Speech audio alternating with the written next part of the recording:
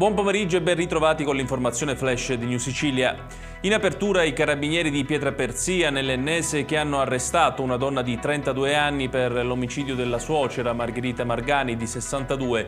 Il delitto è avvenuto nell'abitazione della vittima. Secondo una prima ricostruzione, la donna avrebbe aperto la porta alla nuora con cui vi sarebbero stati frequenti litigi e sarebbe stata aggredita con un'arma da taglio, probabilmente un coltello o un paio di forbici, che hanno raggiunto la gola della vittima.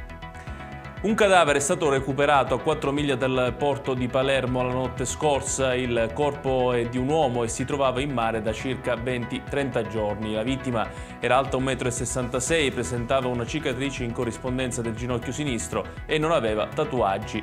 Il cadavere è stato trasferito al Policlinico di Palermo per essere sottoposto a ulteriori esami. Al momento del ritrovamento l'uomo indossava il pantalone di una muta e un giubbotto nero. Intorno al collo è stata trovata una cintura di salvataggio di colore arancione. Adesso si indaga per risalire all'identità. Voltiamo pagina per parlare della festa di Sant'Agata a Catania. Questa mattina all'alba la messa dell'Aurora, durante la quale migliaia di fedeli hanno potuto riabbracciare la Santa Patrona. Nell'omelia l'arcivescovo di Catania Luigi Renna ha ricordato Don Pino Puglisi, Rosario Livatino e Biagio Conte. Il Fercolo ha iniziato dopo la messa il giro esterno partendo dalla cattedrale. Adesso si trova in via Umberto. Nel pomeriggio la consueta salita dei Cappuccini per poi arrivare in via Plebiscito.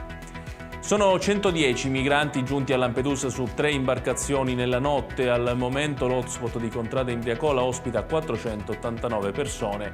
Una donna che era stata trovata in mare aperto con un salvagente è stata trasferita all'ospedale San Giovanni di Dio di Agrigento e in elisoccorso è in grave stato di shock e ipotermia.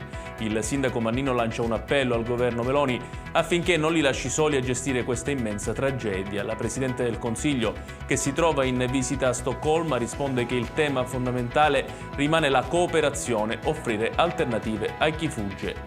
Ed è tutto per questa edizione. Il prossimo appuntamento col TG Flash alle ore 18.